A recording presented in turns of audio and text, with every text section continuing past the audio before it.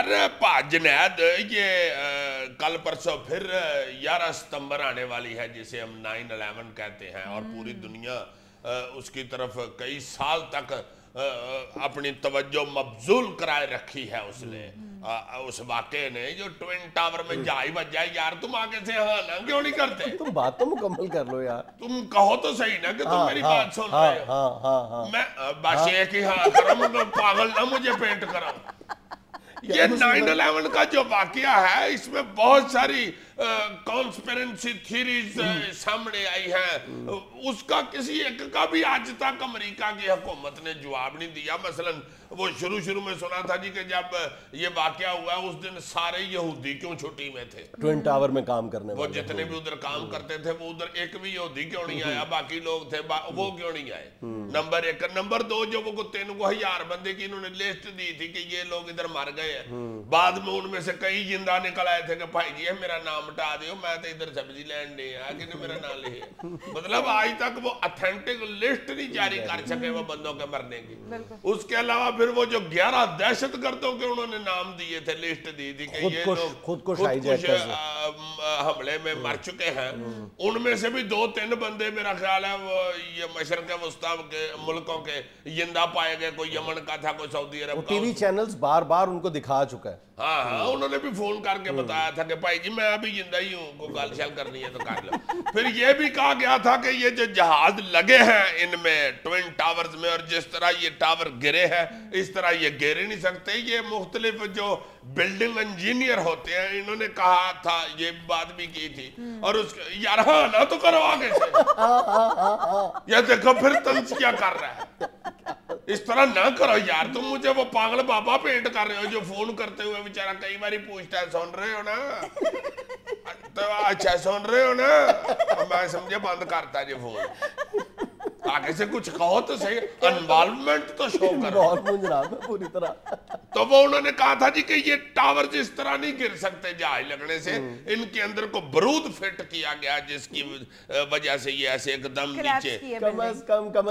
Collapse کی یہ دیکھو نا انوالو ہو رہی ہے ایک اندازے کہ میں بھی انوالو ہو رہا ہوں ایک اندازے کے مطابق 150 کے قریب اتھینٹک کانسپیریسی تھیریز ہیں جو اب تک انٹرنیشنل لیول پر فلوٹ کی جا چکی ہے تو امریکہ ان باتوں کا جواب آج تک ایک باری بھی نہیں دے سکا کیا گونگا بن کے بیٹھا ہوا پاگل سمجھتا ہے یہ ساری دنیا پاگل سمجھنے والی بات ہے نا اچھا امریکہ کو خود اب یہ میرا خیال ہے اس بات کا ادراک کرنے کی ضرورت ہے کہ اس کا سب سے زیادہ امریکہ کی اس خاموشی کا سب سے زیادہ نقصان کس کو ہوگا میری ذاتی رائے میں اس کا سب سے زیادہ نقصان یا اس کا خمیازہ سب سے زیادہ امریکیوں کو امریکی عوام کو اور اس کی آنے والی نسل کو بھگتنا پڑے گا یعنی آپ کب تک اتنی بڑی اوتھینٹک جو کانسپیریسی تھیری سامنے آ رہی ہیں کب تک آپ خاموشی اختیار کیے رکھیں گے الٹیمیٹلی سچ سامنے آئے گا ہاں جی یہ جو اگلی نسل ہے امریکہ کی 25-30 سال بعد جو نسل جوان ہوگی اور جس طرح امریکہ میں کہا جاتا ہے کہ جی ہر چیز جو ہے وہ 25-30 سال بعد لوگوں کے سامنے عیاں ہو جاتی ہے کھل جاتی ہے تو اس میں لوگوں کو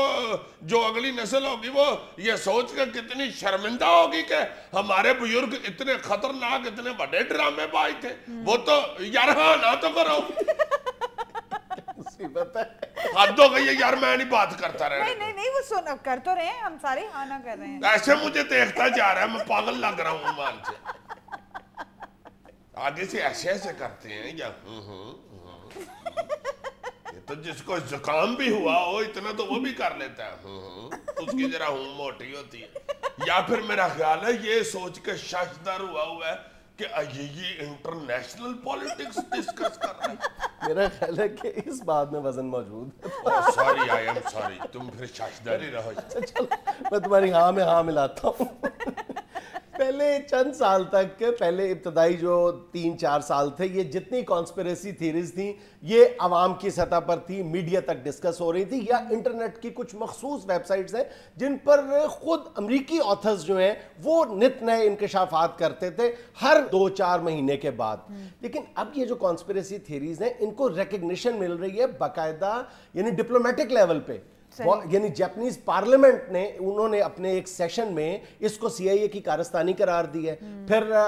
इटालियन प्रेसिडेंट ने इसमें कहा है कि इनमें बहुत ज्यादा वजन मौजूद है, जितनी कॉन्स्पिरेसी थ्योरीज है। फिर ईरान की तरफ से, वेनेजुएला की तरफ से और बहुत से मुल्क हैं जिनके जो प्रेसिडेंट और प्राइम मिनिस्टर्स हैं वो ये इस बात का मुतालबा कर चुके हैं कि अमेरिका को इन कॉन्स्पिरेसी थ्योरीज का जवाब देना चाहिए। मगर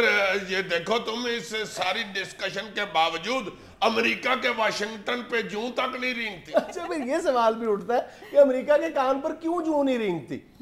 हमारे अवान जी दुरुस्त कहते हैं, वो कहते हैं कि अमेरिका ने दानिस्ता तौर पर ये खामोशी इख्तियार कर रखी है क्योंकि उसके इंटरेस्ट इस तरह सर्व होते हैं। ये अवान जी जो हमारे रिसर्चर बड़े खतरनाक बंदे हैं यार, शलवार के ऊपर टी-शर्ट पहन के आ जाते हैं। अच्छा, मैंने उनसे पूछा कि आपको सबसे ज्यादा कौन सी कॉन्स्पिरेसी थ्योरी अपील करती है, तो कहने लगे कि बड़ी बड़ी थ्योरीज जो है वो तो आप जाने। मैं जिस बात से सबसे मुतासिर हूं, जिसके जवाब की तलाश में हूं, वो ये है कि जिसको ये CIA वाले चीफ हाईजैकर कहते हैं, अता मोहम्मद, उसका खत बहुत मानी खेज है जो मुबैना तौर पर CIA मंजर आम पर लेके आई है कि अता मोहम्मद ने अपने साथी हाईजैकर्स को इस ये 9/11 से चंद रोज पहले लिखा था और उस खत में वो अपने साथी हाईजैकर्स को नमाज और वजू का तरीका समझा रहा है। यानी जिनको अभी नमाज पढ़नी नहीं आती, वुजू का तरीका नहीं आता, वो इस्लाम के ऊपर कुर्बान होने के लिए, जहाज टकराने के लिए चल पड़े, खुद को हमला करने के लिए जा रहे हैं। ये किसने कहा है? ये कहा तो अमेरिका ने, लेकिन ये सवाल रॉबर्ट फिस्क ने उठाया। यार ये रॉबर्ट फिस्ट मुझे इंटेलिजेंट लड़का लगता है। रॉबर्ट फिस्क, हाँ ये रॉबर्ट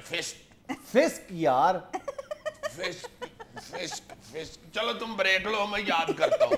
फिस्क फिस्क दुनिया में एक छोटा सा वक्फा, हमारे साथ रहिए। फिस्क फिस्क फिस्क।